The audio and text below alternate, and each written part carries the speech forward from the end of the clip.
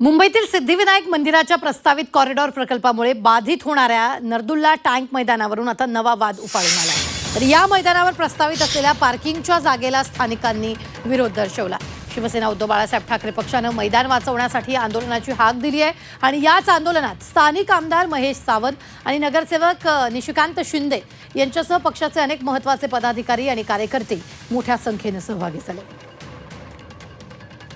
मी 500 कोटी सुशोभीकरण करण्यासाठी आमचा विरोध नाही, पण लोकांच्या सुविधा आता इथे खेळण्याचं मैदान आहे, ते तर तुम्ही पार्किंग व्यवस्था करताय, म्हणजे तिथे गाड्यांचं येणं जाणं होणार, कुठेतरी एंट्रन्स होणार, कुठेतरी एक्झिट होणार, तेवढी जागा तर जाणार मैदानाची। ऑलरेडी तुम्ही बघा किती ठिकाणी मेट्रोनी जागा, आता ही असे मैदान बघा तुम्ही गोडाऊन करून ठेवलेलं आहे। दुसरं आम्ही सिद्धिविनायक गव्हर्नमेंटकडे एवढीच प्रार्थना करतो, त्यांच्या शेजारीच इथे पुरुषोत्तमवाडी आहे, गेली 5-10 वर्ष ते लोक बेघर आहेत।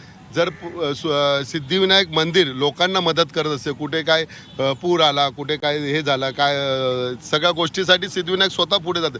सिद्धिविनायकांनी यांच्याकडे पैसे मागितले नव्हते, हे स्वतःचा मोठेपणा करण्यासाठी हातपाय जोडून तो फंड आणलेला आहे।